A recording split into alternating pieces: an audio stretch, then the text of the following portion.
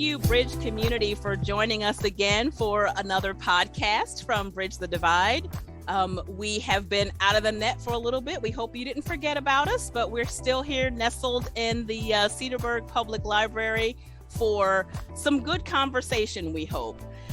This is Erica. Heidi cannot be with us today, but I did call on some more friends to hang out with us so we won't be lonely. And today, surprise, surprise, we are going to talk about race. Oh, who knew? Bridge the Divide talking about race. What we're going to try to work through today and kind of wrestle with is, why is it so hard for people to talk about race? Are they afraid? Are they afraid of the people? Are they afraid of the conversation? What is it that makes it so difficult to talk about race? So that's where we'll kick off our show today. And I want to introduce you to our guests, and I'll just let you know who they are. And guests, you can feel free to say whatever it is you like about yourselves, introduce yourselves to our community. Like I said, my name is Erica. I'm the executive director of Bridge the Divide. And the friends that I have today, I have Hannah. Hi, Hannah. Thank you for coming. Thank you for having me. Yes. We have Sharon. Sharon, thanks for coming. Absolutely. Glad to be here. And then we have Elisa, who's rounding out our friends on our virtual couch today. Hey, Elisa. Hello, it's good to be with you all. In the background, we have our lovely producer, Jeff, who is the one that makes our show possible here at CPL Radio. So shout out to Jeff. Thank you so much. So ladies, we just happen to have ladies in the conversation today. What is it that you think makes people afraid? Well, do you think it's fear that we don't talk about race? Why is it so difficult? And I feel it's difficult because we've tried to open this forum to talk to people, not only people who think the same way you do, but it's so difficult to get people to come to this table. Why is that? What do you think? Well, I can speak for one group. I'm from Marquette University, just recently retired, where I worked with the teacher education program. And my students, as they were preparing to be teachers, were pretty informed about a lot of things about racial equity in education and society. And they were terrified to talk about it in their classrooms with their kids. And as I probed it, why are you so scared, guys? One of the things that just kept coming through, they were really, they're really well intended. They really wanted to, but they knew just enough to know that they were very likely going to say something that was wrong, that was offensive.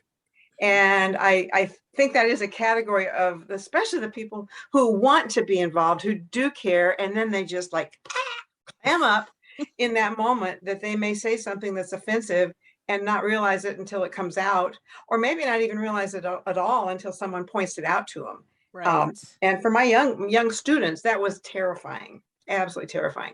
And my advice to them was, well, of course you're going to say something stupid. Do it anyway. You know? Exactly. That's it. That's the one I like. I've heard the Glennon Doyle quote about fear. If you can't get over your fear, then do it scared.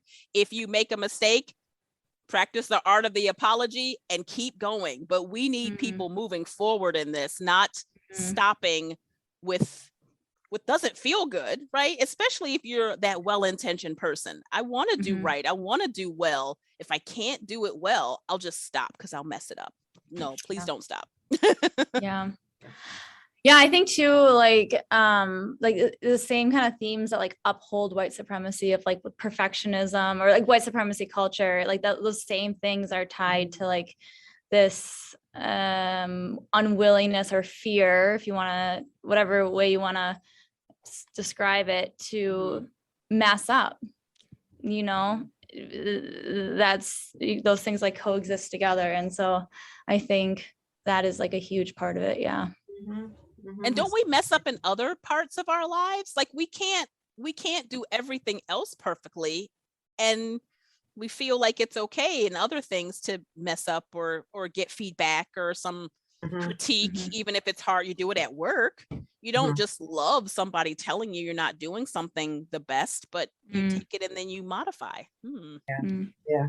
I remember I think it's good to encourage humility with that, so I don't have all the answers. I'm going to put my foot in my mouth. I'm going to be ignorant, but Mhm. I care about this issue. I care about other people, but I think it's okay to say, just come with a little humility, and prayer. Mhm. Yeah. That helps. Yeah. And that Mhm. helps with the grace too, right, Elisa? So Right. if I'm the person that's the listener and I have engaged in this conversation because I want to have it, then I gotta give a little bit of grace to myself and also to that other person as they're sticking said foot in said mouth to Mhm. to not necessarily, jump at them right away. And I'm not sure how you temper it, because it doesn't mean that I just let you offend me willy-nilly because you aren't sure and I've corrected you and you do it again, or we've read something together and you do it again and you do it again. So I don't think it means I don't have to ever correct you again, or I just have to grin and take it if I want to have the conversation. So, Mhm. balancing that out is kind of Mhm. difficult. That's where Absolutely. the humility comes in, though. You have to realize to be open to listen to the other person. Yeah. Mhm. I worked with a woman, a teacher down in Illinois years ago, and she was very active in just anti-racist work in the school. And I said, how do you feel when someone points out that you've really said something offensive? You've really betrayed a racist attitude you didn't even know was there. How do you feel? And I'll never forget, she said, I feel like I was in the dark and somebody turned on the light. Mm. I feel like I was sick and now I'm starting to get better. Um, and I've tried to, try to hold on to that, because quite honestly, when I do it, and I do, and I get called on it, oh my gosh, it feels terrible. It just feels terrible. But then you think about it, and sometimes the treatment for getting well does feel terrible. That's Mhm. right. And so just moving in that direction. But I really appreciate what you're saying too, Erica, about it's not by any means being a doormat, if you're the person who's been offended, because that would get us nowhere. Um, Mhm. Mhm. but yeah, yeah, absolutely. Mm. A thing that I often have like when especially if I'm going to engage in a conversation with a white person in particular about race, I usually start with what's helpful to start with okay, let's deconstruct this binary of what is of being a racist person and non-racist person, because we believe oh, that person is racist and that person is not racist. And exactly what Sharon is saying, similar, I would very much consider myself striving towards anti-racism, but I too still make mistakes, and I still need that grace, and I still need to have that humble heart. And that in itself, I have to be an embodiment of racist and unracist and be okay with that in between. And I think when people are hearing that, oh, she's not going to quickly just be I'm racist, or I can at least deconstruct this idea that that by the end of this conversation, this person will not label me either racist or unracist. It kind of lets them settle down a little bit, because it's fear, it's that fear, it's that fear of being well, exactly what Sharon's saying with her students, they are scared of saying something wrong or doing something wrong. And it's that shame piece, and that it's that same good and bad binary that it needs to be deconstructed with humility as well. It's we are more than just good and bad. We are more than just anti-racist or racist. Mhm. We in that shame piece needs to be dealt with as well. Okay, what can we do if we do say something racist? Where can we move with grace and humility in that, and also reduce harm and apologize if needed. Right. So Yeah. yeah. Right. I like if Heidi, I'm going to embody Heidi as if she was here, because if she were here, she would say, that we've got to sit in that tension. And that tension is an uncomfortable place. You want it resolved. You want to, to go back to Sharon's analogy of the of a health issue, you if you are ill and there is some virus invading your body is going to increase the temperature to try to kill it. You know, you're going to have the chills, you're going to feel fatigued because your body is putting all in to fight it. But you know, at the other end of that, things are going to get better. So while we are having fevers and chills and discomfort, you know, we want it to end. And I feel like some people think the way to end it is you just back away, backpedal from the whole conversation. They're not concerned with getting through those feelings, because there is a place past those things.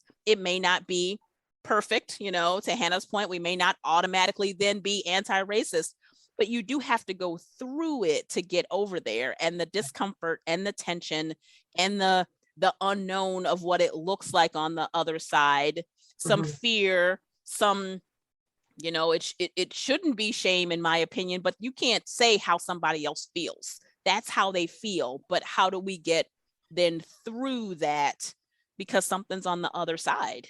Yeah. And I think what I'm hearing too is it's normalizing. It's normalizing that it's hard, normalizing that it's going to be uncomfortable, normalizing you're going to make mistakes. And I like what you said about you got to go through it. And I would also add to that, the conflict itself is where the growth happens. Yeah. In other words, if we didn't have that tension, if we didn't have those moments of like, oh no, our growth would be less, our healing would be less. And so we got to go through it, but we also, some kind of crazy way, we need to welcome it and say, now I get to grow. Oh, now there's can be progress because it hurts this bad. So I like that.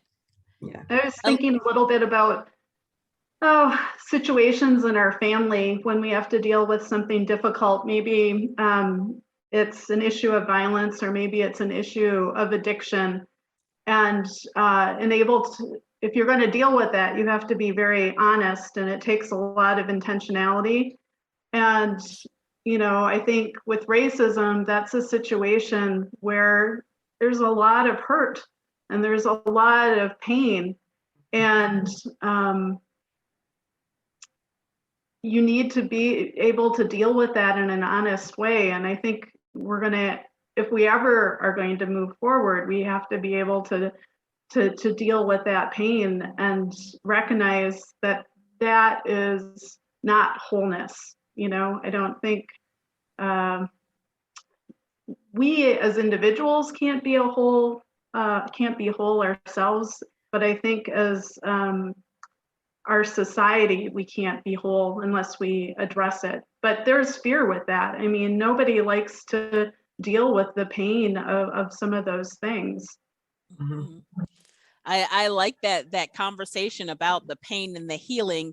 There are times when, even though I welcome this conversation and I'm pushing for people to have it, there is the trauma, there is the pain of having these experiences and having to prove your whole human self is worthy to another person.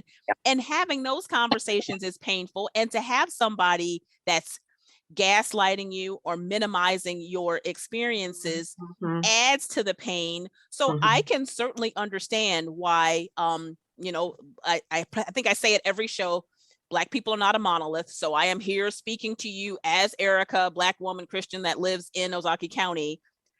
I understand why a Black woman would not want to come to this conversation. Yeah. Like for what do I get out of having this conversation with you? And it's not all, you know, selfishness. Like, if I can't get anything out of it, I don't want to have the conversation, but I get hurt in that conversation more often, and for the 17th trillionth time. So why exactly would I want to put myself out there again so that you can use me to learn and to bounce offensiveness off of, to see how offensive it is at any given time, so that I can leave crawling away, hurt and beaten down again, and somebody else walk away going, hey, that was pretty good. I think I grew. I think I'm a little bit better for this, and I'm just the worse for wear. So I understand why, you know, a Black woman would not want to come to this conversation. I don't want to have it. It's painful, and somebody else is growing at my expense. and I don't know how often I want to do that or how long I want to do that. Yeah. So if it's, oh, sorry, go ahead, Sharon. Just the importance of white people talking to white people about stuff. And that was good. That was going to be my next question then. So in this conversation about the fear and the discomfort, I am always the Black person in the conversation. So is it different if it's white people talking to themselves? Because we are in, like I said, I'm in Ozaukee County. We are mostly talking about the suburbs. So if a suburb is going to be 70, 80, 90% white, in order for those conversations to happen, it has to be white people talking to other white people. Are those conversations any easier to have? Sometimes I wonder if it's me, like, am I having the conversation with someone and I am the cause of their fear or their angst? And if they were talking to another white person, maybe it would be easier. But is that true? Or am I making that up? I make things up sometimes, so it's okay. My experience is that when white people are together without any people of color around them, the guardrails come off, and things are said that would never be said in a racially mixed group, which on one hand makes it harder because you're really getting the raw that people have to offer. It also, I suppose, makes more entry points to challenge, to question, to, well, why do you think that? That kind of graceful question before you begin to inject some other perspectives or other information that might be missing. But I really do know, I've heard it called as the white boys club, the white people's club, that when nobody else is there to temper it, some of our worst stuff will come out pretty freely. Yeah, Alyssa looks like she wants to say something. I'll let you go first. Thanks. I think there's probably a difference between talking with people who are interested in addressing racism and people who are not wanting to address racism and maybe antagonistic or are angry. That's a very different conversation. But I think when you're talking with people who that might be important to them to address racism, I think there is like a comfort level there, but then you might be reinforcing ideas that are not correct, because you don't have that other voice.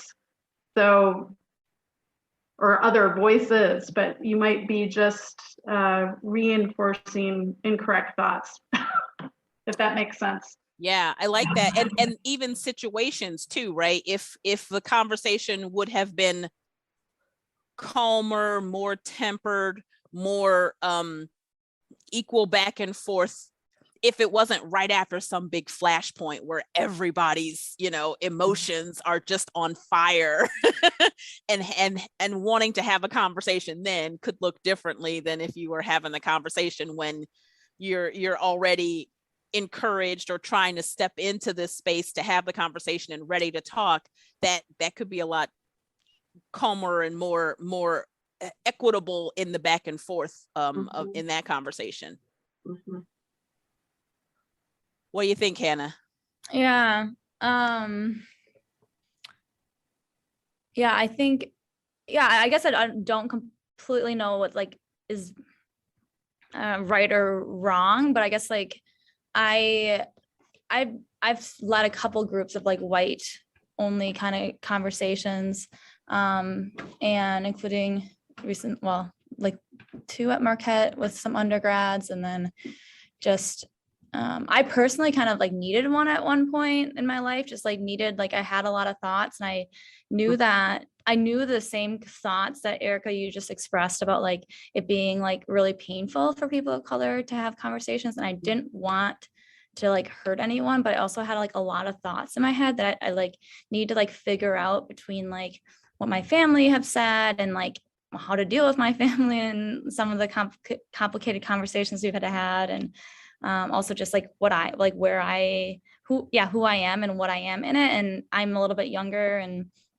it was probably around 24, 25 when I like really needed those conversations. And so I like had a group of like white people around me, so I could kind of be like, but white people that I like really did trust that they were also trying to like move in the same direction as me.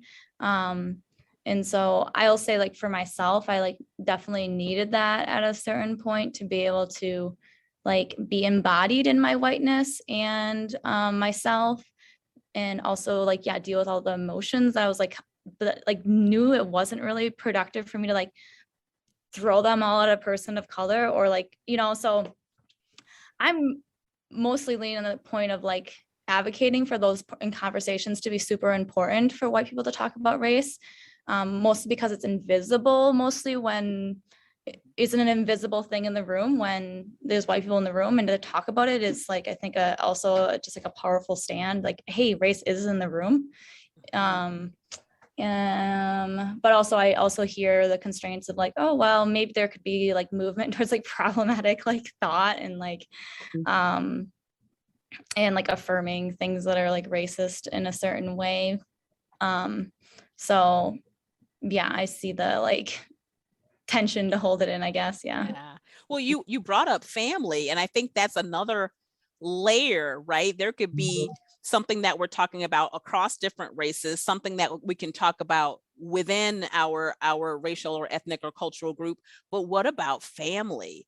Do you get to points where it's your family, it's your blood? So is it that you just go to a point and then like, we just can't have a conversation anymore because I don't want to irrevocably sever this relationship with family, so I just can't talk about that with them, and then we just let that be? Like, is that an okay place to be? I can talk about it with other people, just not with family. How do you handle that? I can share my personal experience, but in my family, we always talked about racism. That's something I grew up with. I've told Erica this before, but I grew up outside of Detroit, and I was born in 1969. My parents moved to Detroit in 1962. So as a family, like on the outside, I lived in a suburb. There was a lot to talk about, and my parents were definitely very supportive of addressing racism. My mom was a teacher in Chicago, and she taught in Chinatown. So, she would share those experiences. But fast forward into the current climate, we can still talk about that, but I have some family members who are more conservative. And if it gets into the issue of Black Lives Matter or even George Floyd, that now has become more difficult to talk about because it's been politicized. So something that the conversation that we talked about had to do with empathy and caring for others and talking about injustice has moved to what side are you on? Right. And because that was something before, it wasn't a political discussion, it was a discussion of right and wrong. And that's changed in my family with some of the members of my family.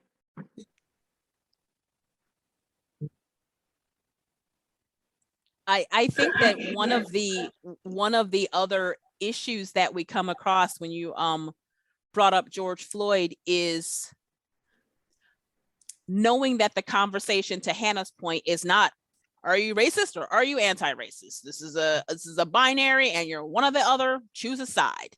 But having the complex and nuanced conversation of, when we're talking about George Floyd, I've heard some groups of people who were like, why are you murdering a criminal?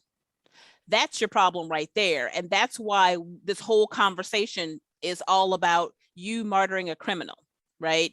And then trying to show the complexities of that conversation that say, if a person did a wrong thing, a wrong act, illegal activity, does that mean it's okay to kill him?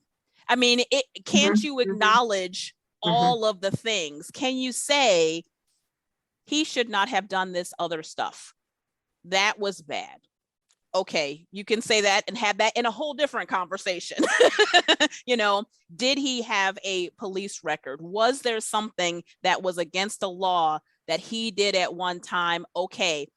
And if he were a white man that had done those same things and other activity that was against the law that he engaged in, would you say, okay, so now I can like choke him to death and that's okay, you know?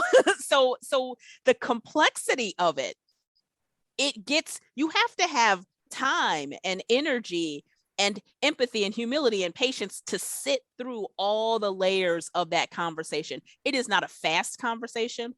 It is not a one thing or another conversation. And it's so complex. So do we have the patience and the time to sit and peel through all of those layers in order to have an appropriate conversation? Yeah. Is it in and out? And that's it, you know? Is that a hand up there in the library for us to call on? Nope. Okay. No hands. Oh, that was my hand. Sorry. Okay. Yeah. Okay. See, you've got all the professionals here. We got this. No problem. Okay. I didn't know it was my hand. Anyway, yeah, I really agree with that. The notion of you know, these are not quick fixes. They're complicated. They take time. They take patience. And I think about it as pragmatism. Like, what's the most likely possibility of making some progress? And so a head-on, head-butting, face-to-face, knock them out conversation, argument with someone may feel kind of gratifying in the moment. It probably will end further conversations and won't change anything. And so, you know, to be able to listen really carefully, to ask questions, you know, like, you know, if that were your son, Joe, who had done some illegal things and then was in that position, you know, well, what do you think you would feel? You know, just ask some questions, and to even to share, you know, with the George Floyd experience, I could not stop seeing my son's face in that spot. It was, I mean, I've been aware of the you know, the horrific violence, but that was the first time my little boy's face showed up. And I kept seeing it over and over. And so even to share that experience, to say, you know, I hear what you're saying, but let me tell you how I felt when I saw it. Mm-hmm. But it's the kind of questioning, sharing an I statement or an I story with hopes that you drop a seed here, you plant a thought there, you kind of massage something further along, but you have the opportunity to continue the conversation, because those family situations are volatile. And not only could you drive the person away, you could drive the rest of the family away if they feel like you're just messing up Thanksgiving, you know? So true. It's hard. It's hard because it hurts to let things ride, but how we respond can really make a difference. Yeah. That includes name calling too, right? You can disagree with my position on something, but you start calling me names. Yeah. That can shut that conversation down super fast. Yeah. Yeah, I think I appreciate that perspective of just seeing like the long-term like game of it all. Yeah. It's like it's not going away overnight. Mm-hmm. Yeah, my friend Rhonda just regularly says to me, Sharon, why do you want the answer to come so fast? You know, that's whiteness itself, you know. Why do you want it to come so fast? And that leads to all of this leads to another thing. Another thought about that is when people, I've seen the example used of coming to class late. So you would appreciate that, right, Sharon? If you did not know about the class, you didn't sign up for the class, you're behind, whatever it was that got you there late, you show up and then you don't interrupt the whole class and have people want to empathize with you about what your things were. There's a whole class going on. Sit down, get out your books, pay attention and pick up and move. So when you are engaged in the conversation with people, when you get people that are ready, available, have the mental headspace to have the conversation, sometimes you can still get stuck with the, I have been doing this for almost 50 years. My mom did it. My grandmom did it. I am tired of waiting. So get yourself together, figure it out, fix it. Let's change it all now. And you get people who are coming to the table like, wait a minute, I just got here. I'm trying to sit down and catch up on where we are and, hold on and be patient with me. So even that sometimes with groups of people or two people that are desiring to have the conversation, they both feel like they're ready. Dr. King with the fierce urgency of now. Yeah. Now, he said that 50 some odd years ago. And so I feel like we're behind and we need to go. So how do you, I guess, meld that? Because we want to try to have some solutions here too, right? We don't want to identify all of the problems and then say, well, I guess y'all better fix it. How do you deal with that problem? I'm ready. I'm willing. But we should take it slow. And I'm like, slow is done. Slow is gone. How do you do that? Yeah, go ahead, Lisa. Well, kind of thinking with that, I think you have a lot of people who haven't actually physically seen the effects of racism. And I think you can live in white dominated areas, and I think it changes if you can see how other people are living. And I don't know if that speeds it up, but I think people do need to see the physical effects of racism. And I think that can help move it forward. But I think as long as people keep themselves isolated, it really is hard to move forward. But I think part of that is connecting people to the realities, whether, it's redlining and going into the city and showing them the physical effects of redlining, or really digging deep into a legal issue and seeing how people are actually treated in that situation. But I think people aren't going to move forward unless they have a real connection somehow. Got to connect it to. Yeah, that makes sense. From a teacher's perspective, I think about looking out into the classroom and realizing that every kid's in a different place. And so the rate at which we cover material or assignments are made or whatever, it varies by kid.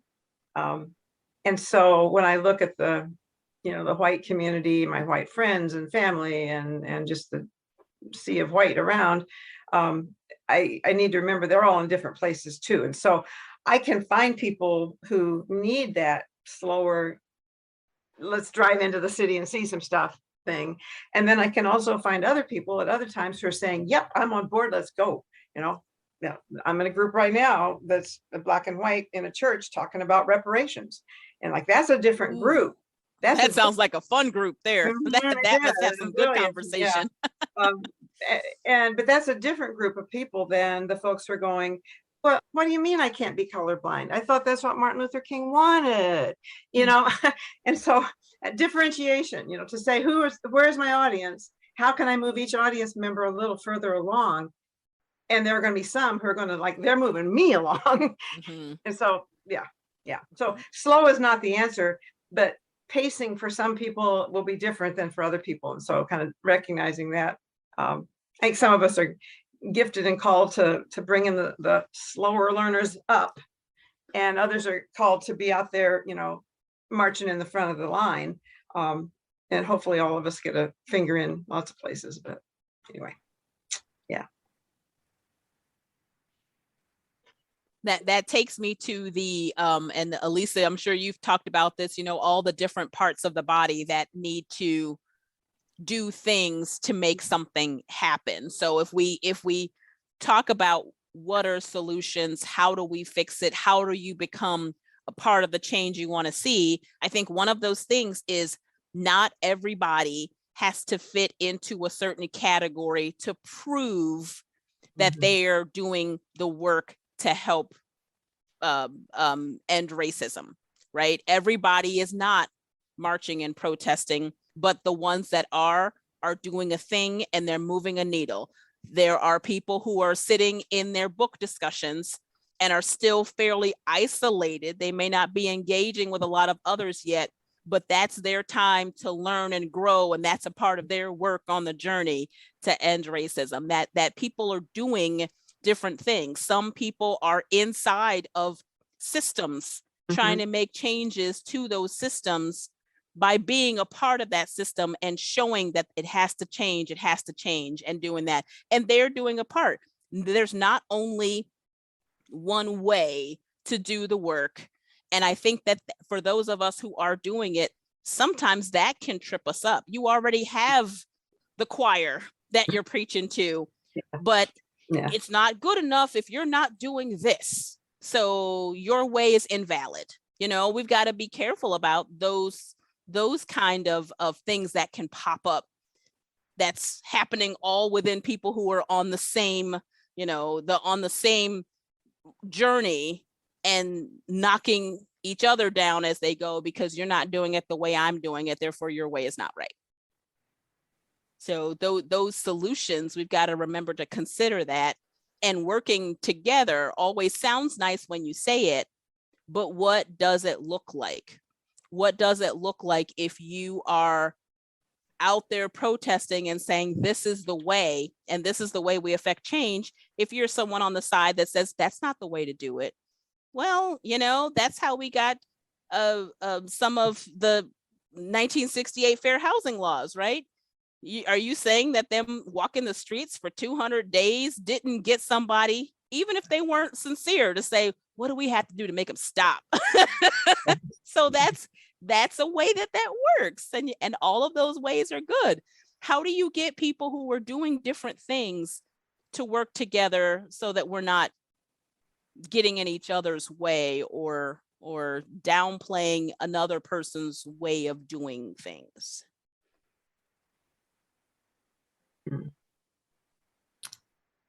My first reaction, it sounds like there's some Christian folks around here, but it's the idea of like us being a body and seeing the value of people's work in every aspect. And the older I get, I realize the limit it's not a limited supply of energy. There's more like there's just so much to do all the time. And so it's just like, oh, okay, if this person wants to devote their life to this and be, organizing protests, or if they want to be, like a friend who does, actually, this is I'm quite proud of this. The group that I started, my first group that I started about race, one of the girls works at Urban Ecology Center, women, I should say, and she worked really hard with Dr. Liston and Ubuntu Research to create an anti-racism statement for the Urban Ecology Center. Another one of them organizes the Black Lives Are Sacred events. And then another one of them is, she's just mostly just like does like a lot of participation in different groups. And it's just cool to see, it's all, and I like have continue to do more groups for white people to talk about race. And so I don't have time. Well, I could make time, but like, I'm grateful that Mary is organizing the Black Lives Are Sacred events. And I'm so grateful Kirsten's doing them. I don't work at Urban Ecology Center, so I'm not going to be, invested in their program. So it's so necessary. I mean, so necessary that there's people, the more work is to me better. And I think maybe, I'm nothing but grateful for that. I don't know. Yeah. I don't like using military imagery, but darn, this is a war with many fronts, and we need soldiers and foot soldiers and commanders in so many different places being active. And cooks. And that's right. And mechanics. Supply chain. All of it. Exactly. Yeah. So the bigger the army, the better it is. Mhm. And to Hannah's point again too, I am a Christian, and in doing the work with so many other groups of people, there are times when I see Christian folks who were like, well, yes, we should do this anti-racism work, but we don't do things like they do. They're not Christians. Okay. And if this is the body, if this is the community, we are not supposed to all be the same. So are you not going to do work? I mean, we try for Bridge the Divide, we've been trying to get some interfaith groups together because, again, I think people, they stop themselves. Well, sure, I would do that if that was a Christian group. I would do that if that was a Jewish group. Yeah. I would do that if we had a Muslim group. Okay, well, why can't we all do this together if we have some of those common threads that we're working on? I've even had some groups of people that I've been in that have had atheists in the group, Jewish folks in the group that were surprised that I was a Christian. And so, that's a whole nother podcast about how I believe Christians should show up in this world and how people should see the good in all of us and not be surprised because I am doing things that have to do with race and talking about racial justice because they hadn't seen Christians doing that, And so I think whatever our common threads are, we are having several layers of discussions with school boards, and school boards across Wisconsin are just fire everywhere, but if you actually sat, and I did this, I looked at a couple of social media kind of ads that said, we are just moms looking out for the best for our kids. Wait, we're not? We are also moms looking out for the best for our kids, We just want to have some accountability and people to hear us. Well, wait, we are trying to get accountability and people to hear us, So if we could actually look at those things more than drawing the lines in the sand to say, well, ultimately my cause is right and yours is wrong, we could probably find some overlap that could then launch another, set of partnerships, or at least listening with your ears open to people rather than, like I said, drawing your line in the sand and turning your backs on people because it's the us and them and neither the twain shall meet. Maybe there are some things there in common.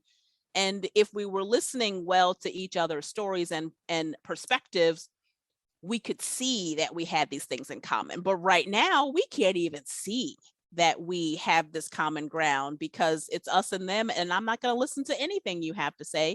You could be right, but I don't care. I'm not listening. Yeah, it's like you go. Okay. I think seeing it as relationship building is super important, and building, what are you building? You're tearing white supremacy down, right? Tear it down. But also what are you building? And I think that's such if relationships and are the key centerpiece, and relationships that want redemption, that want restoration, it's hard to do that. It's harder, easier said than done. But that's the dream. And I think to have moments of both of those happening at the same time, I think are important. And I think what you were referring to too, Erica, is at the beginning of the 21st century, I think we're seeing major shifts in traditional institutions of the 20th century. And Christianity certainly has been a part of that in the United States. How we define ourselves as Christians is very institutionally. And there's been good things with that, and there's been some difficult things with that. But I think part of that institutional aspect can disconnect us because it kind of created, especially when I think of the 50s, like a club that you belong to. And so that excludes people, right? And I mean, never mind the racism that's a part of that institution. So there's a lot going on with that. But I think just overall, many of the institutions that were developed in the 20th century, I think the way things were done kind of contribute to us being disconnected. And I think that requires some different ways of thinking of how we relate to each other and how we look at community. But I think our vision has been a little bit limited, and I think we're in a period of great change with that. Yeah, I hope so. And when I hear that, I think this is directly connected to race, because we're talking about whiteness in the church. You know, I asked my son for a book for Christmas. It's called White Too Long, and it's talking about the history of white supremacy forming the Christian church. And one of the hallmarks of that white supremacy is it's a very, very restricted view of who God values. You know, and so to say, well, God would have me work with those Muslims or those Jewish people or those whatever, that's like, well, no, wait a minute. No, my definition of God values me, i.e. white people. Never say that out loud. None of them would say that out loud, but that's at the heart of it. It is a white supremacist view of a very narrow, limited God. And that's part of what I hope you're right, Elisa. I hope that this is a season where that begins to change, and we can kick open that door and say, oh my gosh, God is so much bigger than my little, Baptist or Presbyterian or, AME or whatever church experience. God's bigger. God's in those experiences, but God's bigger than those experiences, and more people are included. And the definition of community, the definition of love, if we, as Bridge the Divide, are always saying, we need to love each other well. And then we follow that with what we see love is. Love is not just patting someone on the back or affirming them for that good thing that they're doing. Love is also saying, I heard that, and that's problematic, because how can I help you see that and get better at that? And in my vision, that is ultimately what love is, because if I didn't love you or didn't care what you did or what you said or how you interacted, then why would I engage with you to go, oh, I think this is wrong and this is why, and you can do that better. If I didn't love you and want that better for you, then I could just turn my back and say, well, somebody's going to get them later, because they're going to hear that they said that, and boy, they're going to get them, so what is love? What is community? What is being a community of people? What is being in community with people, not only the ones that look like you or think like you, or worship like you, but this community is all of us together, working together. And how can we do that for the betterment of all, and not take that and label it, well, now you are pushing this thing because that's what that means. No, we're trying to talk through these definitions so we can get some of the common language and common understanding, and then we can move through that together, hopefully pushing it further and faster because we're all doing it, rather than feeling like we are working against someone who is countering us because they don't understand what we mean by community, or they don't understand what love is, or we just haven't talked enough to get the common language. If we can understand the language, then we'll know that we're talking about the same thing. And I love for that to happen, but I also believe that conversation is tiring. It is exhausting. And of course, the more people we have having the conversation doesn't mean the same 5 people have to have that conversation. And maybe it won't feel so exhausting, but I do want to make sure that for our community that's listening, some that are newly listening to us, some that are, been hanging with our community for the last 4 years, that we try to get some next steps out there. So if you all could help me with, you're talking to a new person that is now just coming into the classroom late. they're way behind, what can you offer them about this scary conversation that some have told them that it is, what can we tell them to help encourage them to be a part of the conversation? And what can we tell them or recommend that they do to get started if they're like, okay, they're not all so bad, because we're not. What do we tell them? How do we encourage them to keep this conversation going? You're asking us. Yes. Well, actually, what I was thinking, Erica, was before the what do you tell them to do, I was thinking one of the things is the attitude that I bring toward them. Yes. The loving attitude, the empathetic attitude, the committed to people's well-being attitude, which all leads to growth around racial equity. And so that's my part of approaching that, the newcomer to class with that kind of an attitude versus a why are you late attitude. And the other one that you said, I think is so crucial. And that is to say, let's just talk about some of the definitions. Are we talking, when I say racism and you say racism, are we doing this? Yes. Or even when I say race and you say race, are we doing this? So let's talk about some common definitions, so that when we have our conversations and disagree, we at least know what we're disagreeing on. Right. We're not talking past each other. So that was what I thought of as you were speaking, that those are two things that I think are important. And then we can go to other people's ideas of what they can then tell them. Yes. What do y'all think?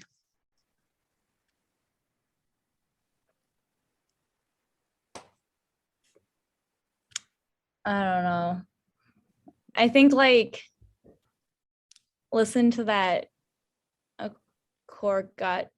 I kind of hesitate saying that, but kind of listening to that core gut inside of yourself of maybe there is something wrong.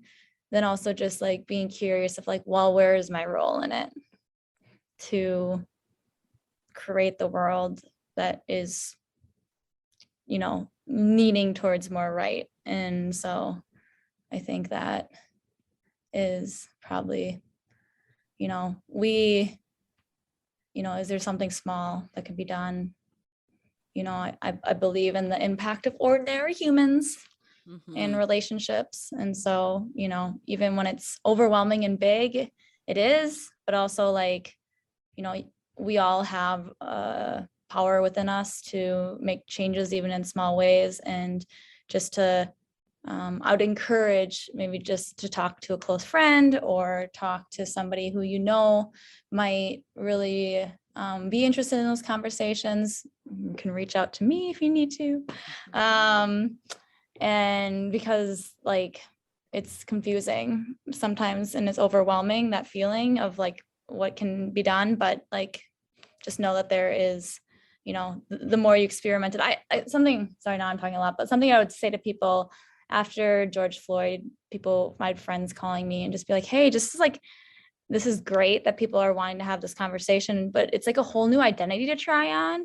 And I think that was part of the problem with me is this is being anti-racist is a whole identity and being understanding how being anti-racist as an embodied white person, right, is a whole identity. And I need to experiment and play with that. And that does not mean everything I do is going to be right. It probably isn't.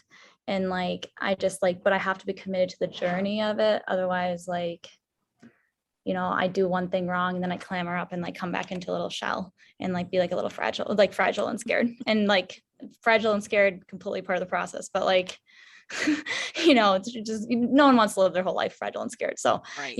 But don't, you are stronger than you think that you are. That's so. Right. I like that. And I like the idea of celebrating the small wins, because otherwise it can seem truly hopeless. We are not making any progress anywhere. If I go back to my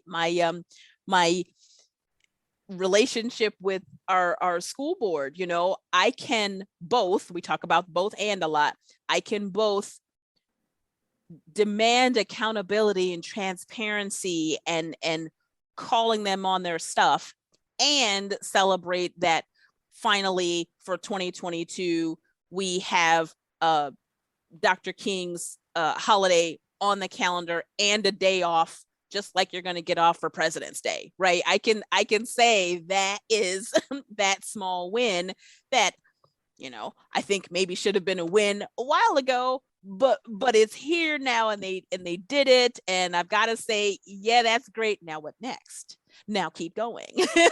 But taking a little bit of time to celebrate when there is something good or moving closer to that arc towards justice, and saying, yep, that was good, and now keep going. What do you think, Elisa? I'm thinking about grassroots organizing, and that you can't really expect any change unless people care deeply about what they're fighting for. So I guess people who are interested in learning, I think I'd encourage them to have empathy and to listen and to look at how the issues might affect their community that they live in, but the larger community. And perhaps, just think about the world that they would like to live in. But if people don't feel connected, they won't fight for something. So they need to care. So getting involved in ways where they can develop some sense of caring. Great. This is it's sort of a funny way of approaching it, but 25 years ago, when my husband and I we were both in graduate school, we were both dirt poor, and had 2 little kids, and so Friday night was like dinner theater, like $5 pizza and a movie from Blockbuster. And so for at least a year, our commitment was that every movie that we watched on that Friday or Saturday night was about a racial group other than our own. It featured Black actors and Black stories and Black history. And then we'd expanded into Asian and Native American, and we explored, but we learned a lot of history, and we learned a lot of experience, kind of like vicariously peering into our little box. But the other thing that we learned was some empathy and connection, a human connection, because this wasn't just reading a history book.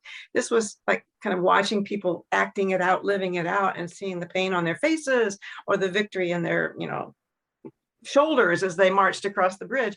That was really helpful. And I'm always grateful that we were able to have that time just to kind of peek into somebody else's world and learn to care about it. It was helpful. I like that. I agree with that, Sharon.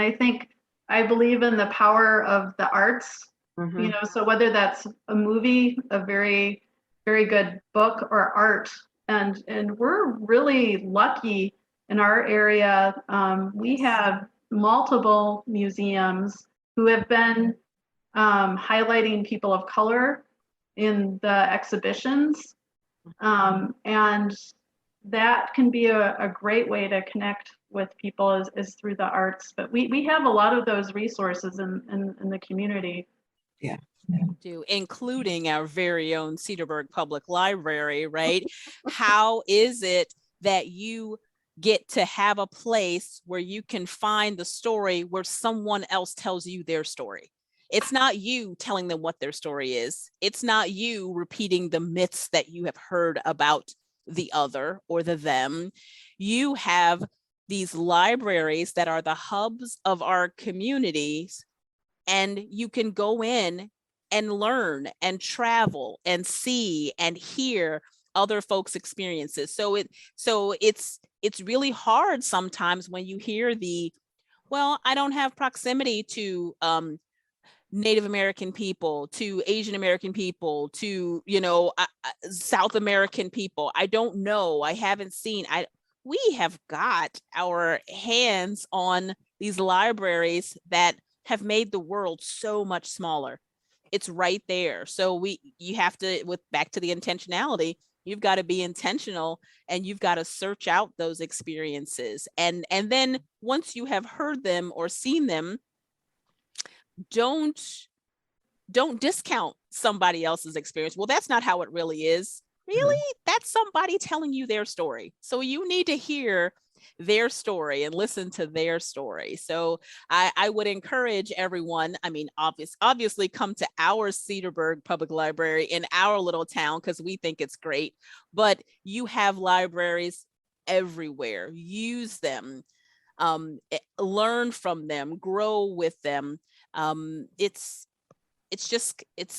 easier than we want to make it out to be, to make that problem a little bit easier to solve by accessing other people's stories.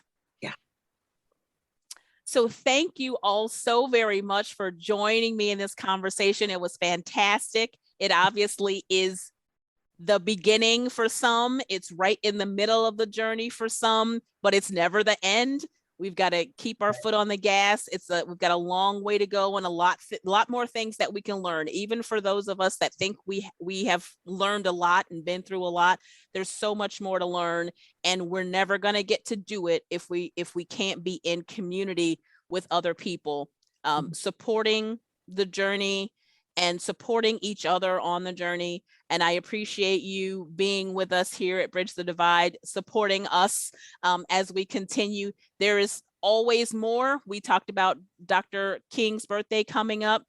My friend Rhonda Hill and from Race and Faith has a something to say continued conversations that's happening on MLK weekend. So we have an interfaith Dr. King program that Ozaukee County partners are going to be doing. We have those things on our Facebook page. We will share things on Instagram. Our website, bridgethedivide.life. We have things on the calendar there that we will be adding. So make the decision to be a part of this journey and then take a step. And there's so many things out there. We appreciate you allowing us to be one of those things, sharing with you. And we hope to talk to you again soon. Thank you so much to our guests. Thank you so much to the Bridge community. Have a fantastic day.